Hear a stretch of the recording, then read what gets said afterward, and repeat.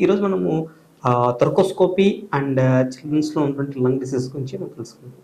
Normally పిడియాట్రికల్ thoracic problems ఏమేమి ఉండొచ్చు అంటే మనకి కామన్‌గా న్యూ బోర్న్ స్టేజ్‌లో అప్పుడే పుట్టిన పిల్లల్లో అయితే మనకి ఈసోఫేజియల్ అట్రెసియా అండ్ ట్రకియల్ ఫిస్టులా అనేది కామన్‌గా చూస్తాము. దీంట్లో అన్నవాహిక సరిగ్గా ఫార్మ్ కాకపోవడం గానీ, లేదంటే ఒకవేళ అబ్నార్మల్‌గా మనకి ఊపిరితిత్తులకు గొట్టంకి అంటే దాన్ని మనం ట్రకియా అంటాం. దానికి జాయిన్ అవ్వడం గానీ చూస్తాము. అటువంటి సందర్భాల్లో మనకి ఆహ్, ఊపిరితిత్తుల్లో మనం తీసుకున్న ఫుడ్ గానీ, ఆ ఉమ్మి కానీ అంతా మనకి ఊపిరితిత్తుల్లో పోవడం ద్వారా మనకి పిల్లల్లో ఊపిరితిత్తులు డ్యామేజ్ అవుతాయి. అందుకోసమే మనము వీళ్ళు పుట్టిన వెంటనే మనం సర్జరీ చేస్తామనమాట. దీంట్లో మనము ఆ ఊపిరితిత్తులకు వెళ్ళే గొట్టాన్ని సెపరేట్ చేసి నార్మల్ కంటిన్యూటీని మెయింటైన్ జాయిన్ చేసుకుంటామనమాట.